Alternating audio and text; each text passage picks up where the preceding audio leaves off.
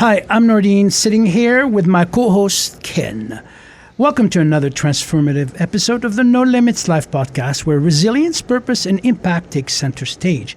Today's guest is a trailblazer in mental fitness, a builder of systems for personal and collective growth, and a passionate advocate for creating access to self-development across all communities. Sustainable transformation begins within, but it echoes through the world around us. Our guest today is Ellison Turner, a mental fitness coach, consultant, and client relations manager at Ageless Men's Health Tucson. She's the founder of the Academy of Sages, a community that empowers gamers and individuals with tools for mental, physical, and spiritual growth. From local government leadership to global gaming communities, her work has empowered individuals and organizations to break through limitations and create lasting impact.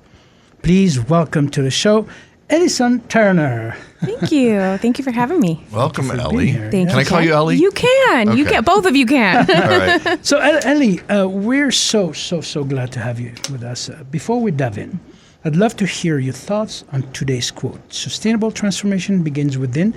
It echoes through the world around us. How does this reflect your personal philosophy and professional purpose? Well, I think that, the goal would be collective sustainable growth, but that starts within the individual. Mm-hmm. That starts within me first before I can go out and help anybody else. So I think it's important we just talked about it, be selfish with our self-care. Yeah, just before we started, yes, selfishness as is traditionally defined is erroneous. Yeah. It says that you're selfish when you take care of yourself and not others. It's the opposite. Yeah. How can you take care of others if you don't take care of yourself? Yeah, you got to put the oxygen mask on yourself first, right? I think it's a really important foundational truth.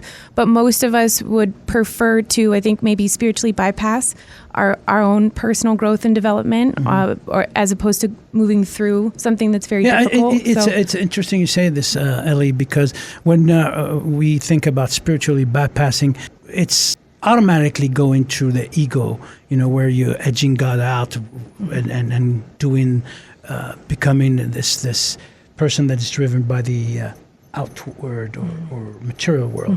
And yes. And I think generally speaking, I feel like we're moving from what are ecosystems to ecosystems. Exactly. Right? And this is a fundamental shift in the way that we do business, medicine, run universities, and it has to start within the individual first, but it does create ripple effects throughout the entire collective. I think it can be felt, but it starts with that internal ripple that goes out as opposed to pointing at somebody else or some other thing. It's like, if I'm working with a system or a person, I'm always using myself as a barometer for understanding what is going on around me.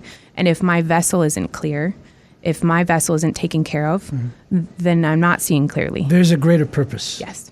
to what you're doing. Yes. What's focused, or what has caused you to focus on mental health? What importance Great question. is that to you in your life? I spent a long time trying to find different programs. I've studied under different philosophies or spiritual teachers and different ways of doing things. And I think mental fitness, as defined by positive intelligence, so I'm a positive intelligence coach for the better part of the last 5+ years.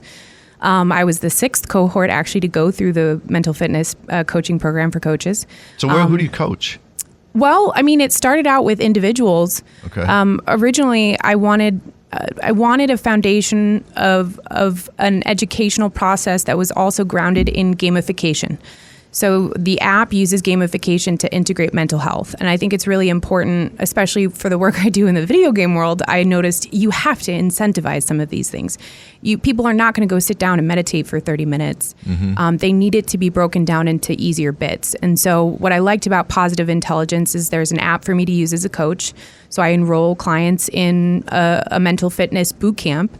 And there's an app that kind of runs, daily messages, but also breaks down meditation. Is that your own app? No, Positive Intelligence is Shirzad Chamine from Stanford.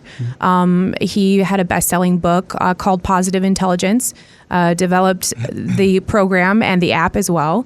and then integrated everything through onboarding a bunch of coaches to help kind of promote the program. Is there a certain amount of psychology in? Oh yeah, there's teaching? positive psychology, mindfulness, meditation, but at its core, I think understanding self-sabotage is a really important behavioral change. It is. It is. It's cognitive behavioral change, but it's self-guided. You can work with a coach, but you can work with just the app. And I think that was a really beautiful thing for me too. Is I might have one client who wants to hire me to spend an hour with them every week, but maybe there's a client who just wants to explore the app and get what they want out of it.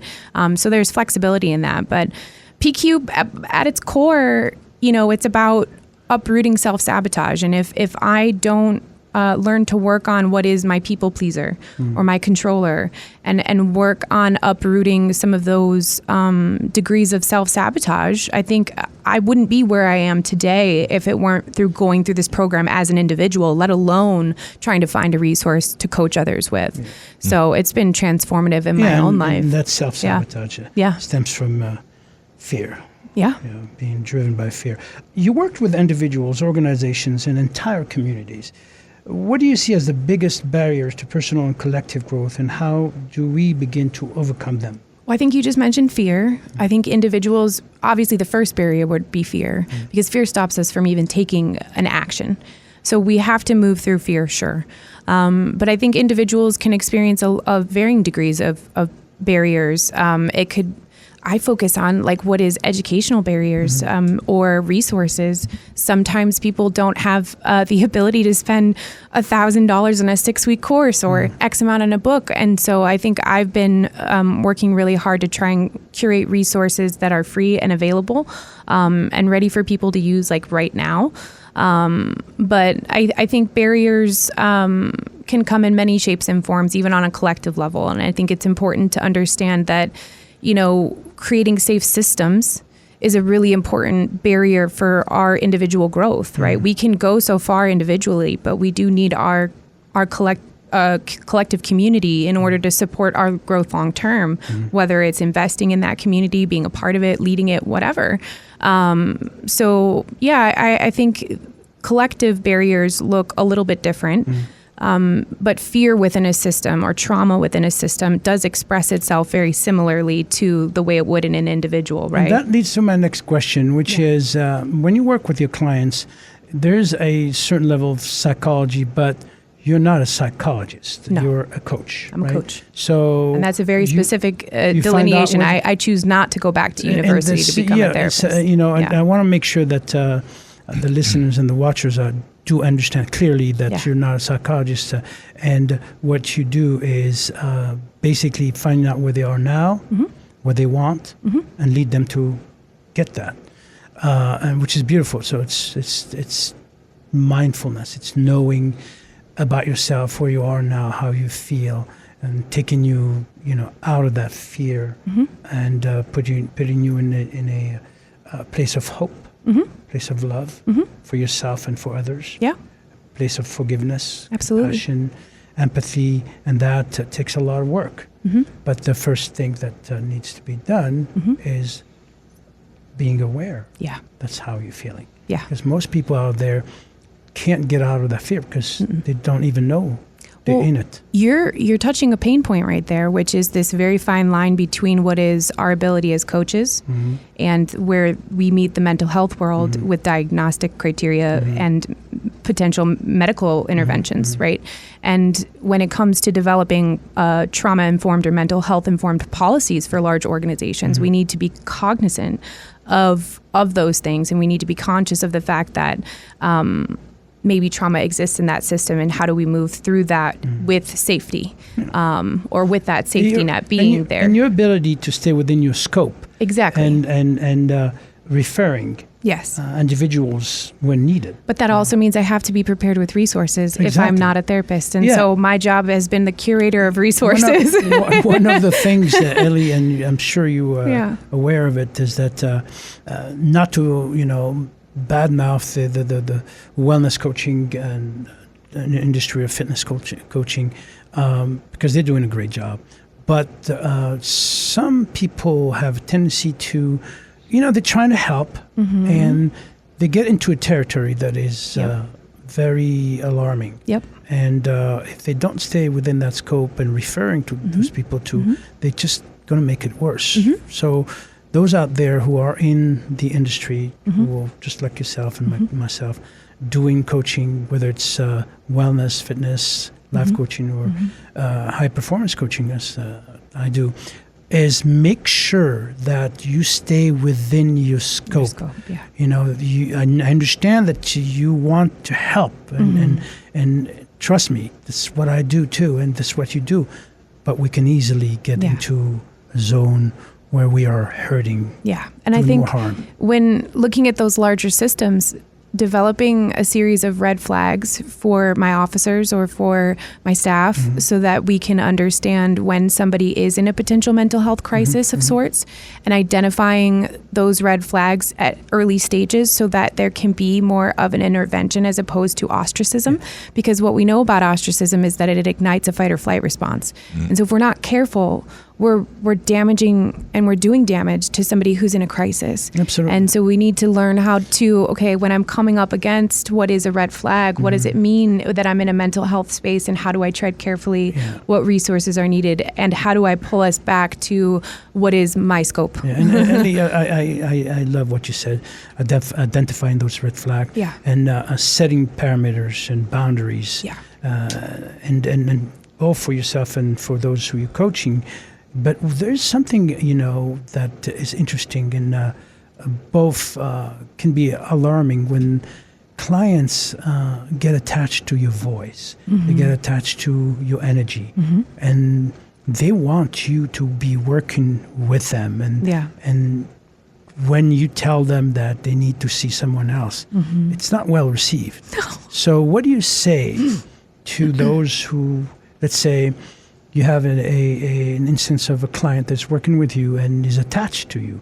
So they build that. It's an attachment, is fear-driven. So how do you explain to them that, it's for their benefit and health and well-being advantage to go see someone else? I'm speaking as, I'll be kind to myself, an attractive female. I have to take different protocols and procedures that you might. And I usually sense into those energies much sooner than letting it get to a place of like, oh, I can't see you anymore. But I think it's also why I tend to prefer working with larger systems.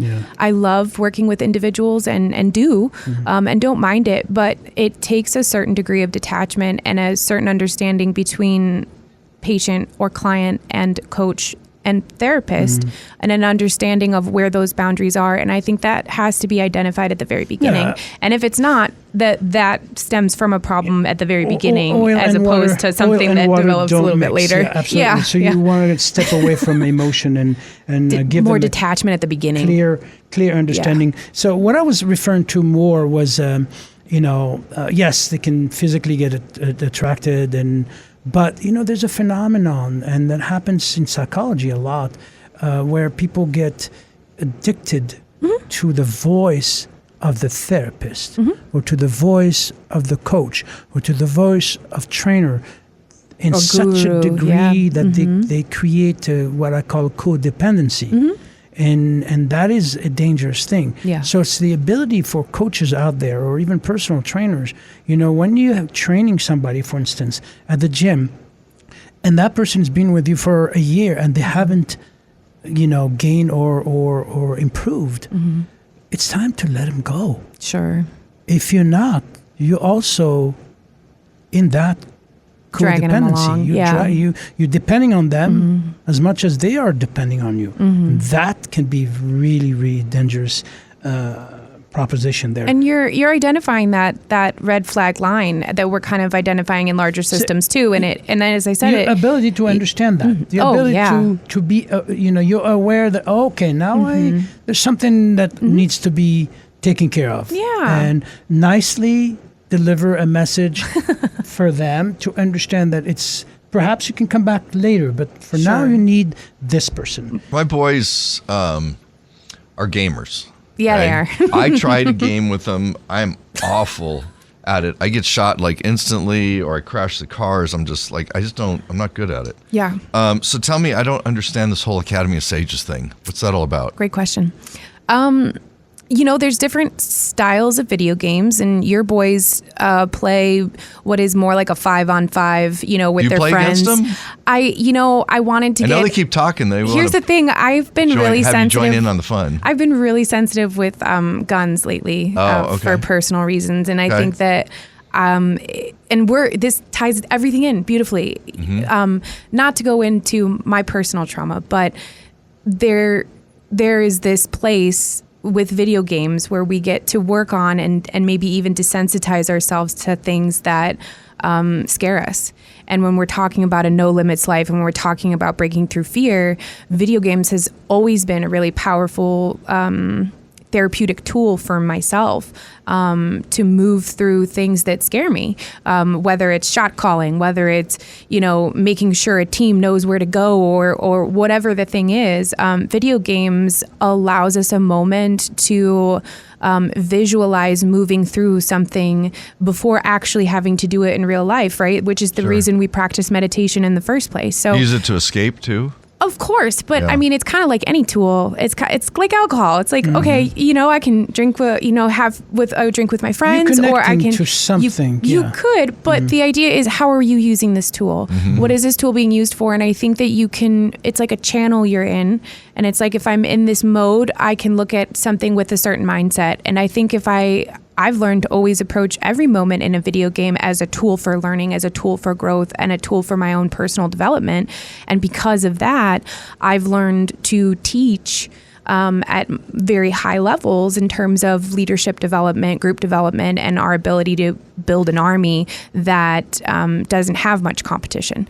So, what do you do when you're that big? You help your enemies build bigger teams. And so we would live stream how we would do our leadership programs so that others could learn from it. And the Academy of Sages kind of grew from that. So I became... But tell me what it means. What is Academy of Sages all about? Well, you have to kind of understand Discord. So I'm not sure you guys would understand this tool, but Discord is an app that gamers use in order to communicate. So you can video stream, you can chat, you have chat channels. So I developed a Discord server called the Academy of Sages, which is a community and a free inner science resource.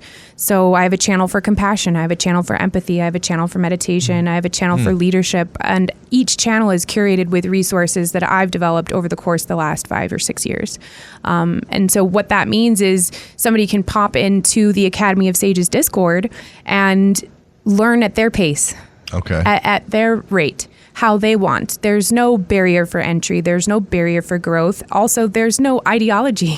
It's about exploring inner science and spirituality as a whole and learning from the whole, as opposed to me coming at you with some sort of Western or Eastern tradition and saying, oh, this is the one true way. It's like, no, learn them all. They all have a lot of value. So I think the Academy of Sages is trying to break a lot of stigma around asking for help.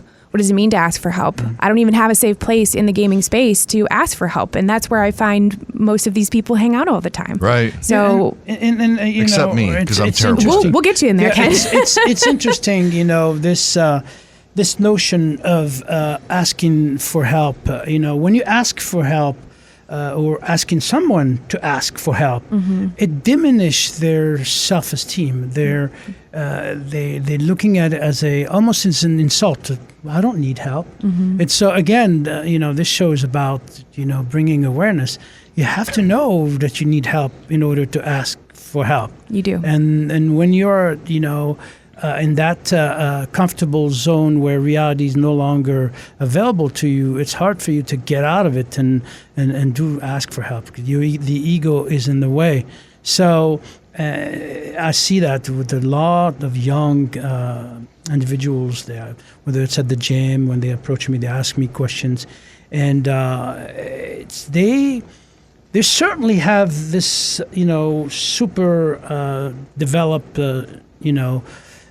ego. Sometimes it can be unhealthy almost, and my duty is to spread awareness and tell them, hey, you know what, let's sit down here. You just asked me a question about how to get big, and I'll ask you a question before I answer that question, which is Why are you thinking about being big? What are you going to do with it?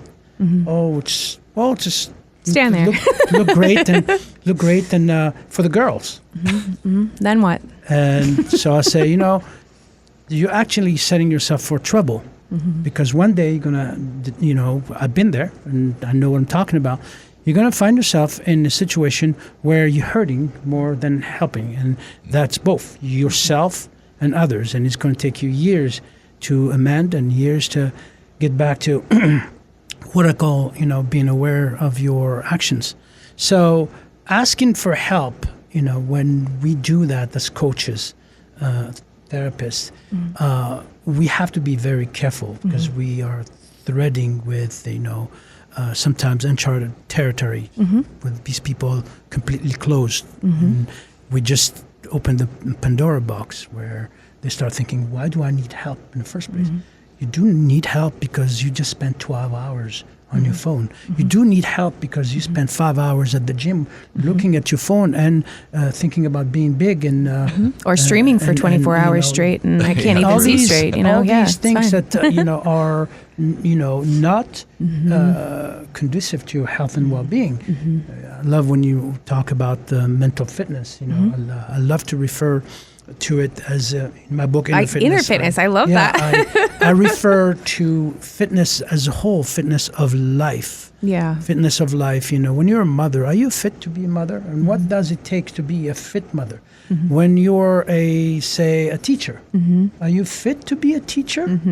You want to be in the industry, but are you fit to be a teacher? Sure. Okay. Are we fit to be podcasters? Exactly. What are the things that takes? I'm good. Are you fit to be a coach? Yeah. Are you fit to be a police officer? Sure. And find out what falls under the category of things to do and to be. If you want to be a fit, good mother. You're not a fit mother if you're yelling at your kids 24/7. You're not a fit father if you do the same. Yeah. You're not a fit police officer if your goal is to give tickets 24/7 and be mean to people. Most police officers are not that way. But what I'm trying to say, the fitness of life, creating harmony between mental, emotional, physical, and spiritual aspect of one's life. When you create that harmony, you have what we call a no limits life. Love it. You can achieve anything you want to achieve. So, Ellison, thank you. Thank you so much for being here. Thank you for having me. Thank you for sharing your passion for what you do, because I think it's beautiful and you're contributing to so many lives and bringing awareness, because that's the goal of our show. I want to give you a book. Thank you. And I promise I will send you the upcoming book, No Limits Life, was coming out next year. Awesome. Thank you. Inner Fitness. I love it. And thank you so much. Absolutely. Thank you. Thank you for having me. Keep doing what you're doing. I will. Please. You too. And keep being who you are. Thank you. Thank you. Absolutely. Thanks, Ellie. Thanks, Ken. And thanks to all our listeners. If today's episode inspired you to take a deeper look at your own mental fitness or gave you a new way to support your community, please like, subscribe, and share this show to someone that you care about. Keep growing, keep showing up, and keep living your no limits life. Thanks. Follow your heart. All you gotta do is follow. All you gotta do is follow.